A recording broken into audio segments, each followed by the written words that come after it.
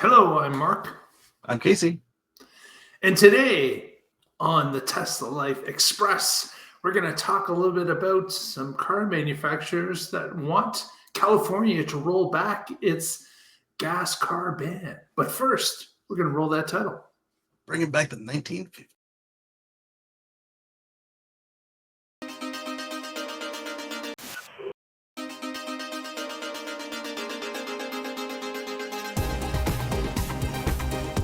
You're watching the Tesla Life Express. Hey everyone, thanks for joining us. And you almost got the full title card, but we rolled it back just in the middle of it. Recall. Quick thinking, Casey. Thank you. Thanks so much for joining us. Today we want to talk about this article from Teslarati about some automakers that are looking to push back or overturn California's gas car ban, which of course the state has set up to start to phase out and ban new gas cars altogether by 2035.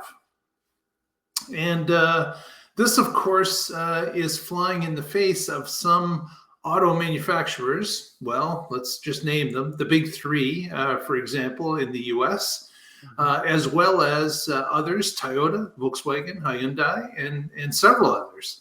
They've recently sent a letter to Congress asking to overturn California's ban or eventual ban of gas cars by 2035. And this is not a big surprise, is it, Casey? No. Where you've got groups that are kicking and screaming, trying to get out of making EVs and selling them to the public. In fact, the same group would be quite happy probably not to make an EV at all and not offer one. But there are mandates in place that are forcing them to produce an EV. And California, leading the way with its air commission, is wanting zero emission cars, and they were the first. And of course, are a huge automotive state. They sell a ton of vehicles in the U.S. In fact, they probably make up about a third of all vehicles sold in the United States. Easily. And they are forcing the issue, saying, listen, if you're going to sell that many vehicles in our state, we're going to have clean air. And one of the ways to get clean air is an EV. So buck up, get yourself an EV, start designing them, start making them better, and you will sell more. And that's really what's happened. And I'm happy to say here in 2025, we have an impressive amount of EVs that are capable in moving the public around. These vehicles are good. There are many manufacturers that are supplying these vehicles. They're all getting in the area of 500 kilometers or 300 miles of range. And there's an infrastructure to charge now. And that is all in part and parcel of California starting to push this. How many years ago? How many years did they start this? When the CARB Commission got out in front and said, we need to start cleaning up the air. The year 2000. Thank you, Conan O'Brien. So this is kind of disheartening that this Alliance for Automotive Innovation, which I don't know how they can use the word innovation in their title based on them wanting to roll the clock backwards. But they just follow the regressive playbook. You know, you want to call yourself the Democratic whatever of Congo or the People's Republic of China or this, that, and the other, and just make it sound like what you want it to sound like, and then you do the opposite. Exactly. Innovation, exactly. But not innovation. And that is what they're doing. This group, which is, looks like to be about 30 different automakers, are trying to get Congress to move forward with a backing up of regulations. But what's interesting here is that they're going to have to overrun or override a state that has been pushing this for a few decades now, that they're Yeah. trying to reduce air pollution and have successfully done so. It's not like this is a failed attempt. California's air has greatly cleaned up from the smog of the 70s and early 80s. This is a state that's actually taken the initiative to clean it up with science, have figured it out, and have put it in play so that the people that live in that state are now not choking on gasoline fumes. They have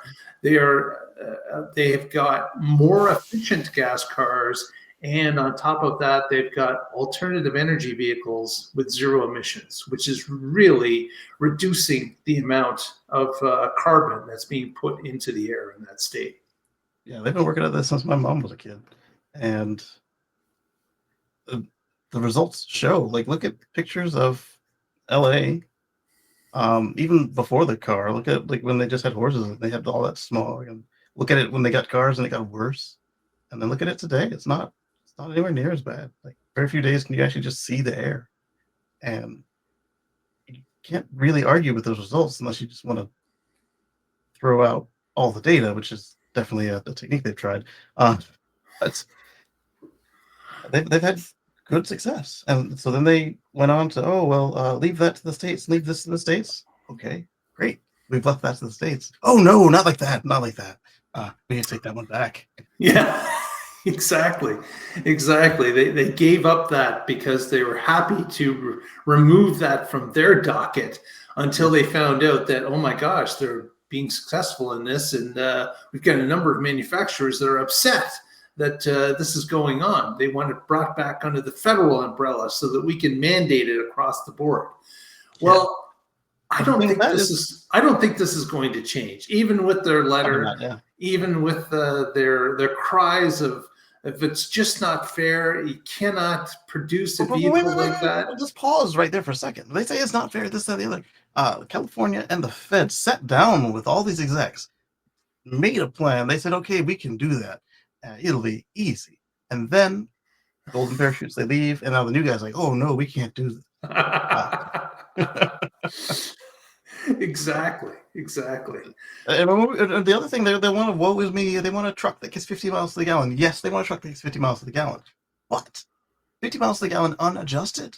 So we're talking about a truck that gets like 40 miles to the gallon, 37 miles to the gallon. We're not asking for much. And then what they end up getting is an adjusted 25 mile per gallon. Yeah, they've had a 25 mile per gallon truck since the 50s. They haven't gone very far.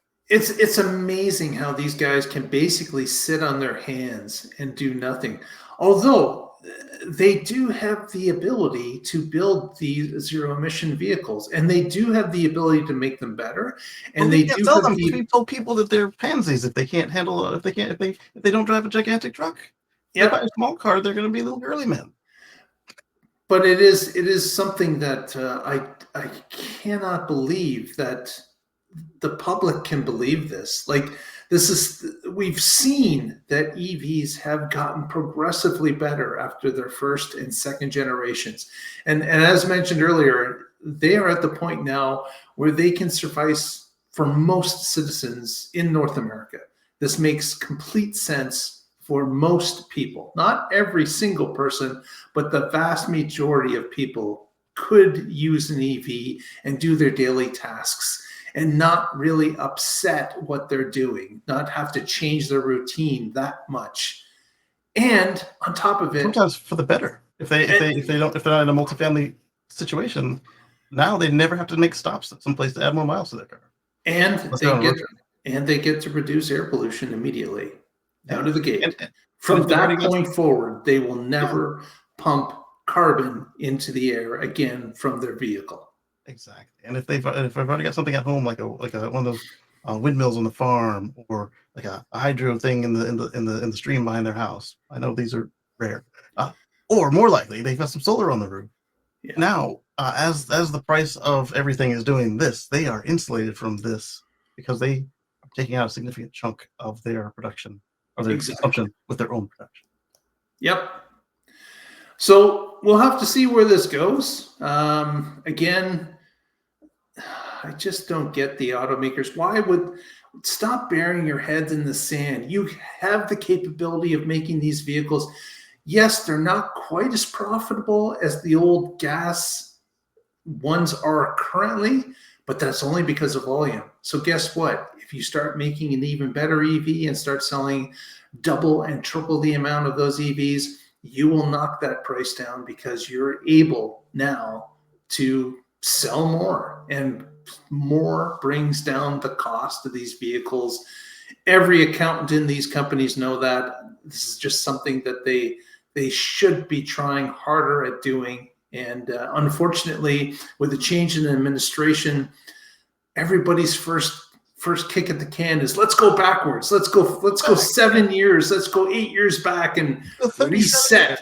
We're crying that we cannot afford to keep doing this. But you know what? 4 years ago, you said you could, and you have been doing it. So just stay the course and keep on the path.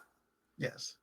The other thing that would be helpful is if they took those crack marketing teams that made it so that people want the Canyonero, or that might actually be a real car now. But the Simpsons car, the Canyonero. Yeah, it might be a real brand name now. But just the biggest and just like you can get all of the bells and whistles in a small car. It doesn't have to be like a shoebox car, but just something that fits the people that are in it. And then you don't have this arms race of like, all right, well, he drives a Suburban, I need a tank. If they get that same marketing team, or even better, if that marketing team can't handle what you're putting out, fire them. Get a marketing team that understands what you built, and then obviously we've proven that advertising works. So, yeah, you already told the government you could do it. They proved that you could do it. Let's just finish what you do. In the comments, what do you think we should do as the public? Should we do something to these car companies? Should there be a voice that comes after them, a united voice maybe? What could we do to convince these car companies to continue on the EV path? Let us know in the comments as to what you think. Definitely. And also, do a little voting with your dollars, because, I'm never buying another thing. I got to go pump gas, get my miles, hold on a greasy pump, listen to the ads. So, if enough people say that, I think we're in a good spot. Casey, what do you got for shoutouts? Well, give us a thumbs up if you like. And then on the Sunday, catch me over at my channel over at youtube.com/Casey Green or G Custom. And then for the rest of the week, we've got a schedule of one more Tesla Life Express and on Wednesday for our live show. Exactly. We thank you all for watching. If you haven't already, thumbs up on the video, press that subscribe, help us out. Would really appreciate it.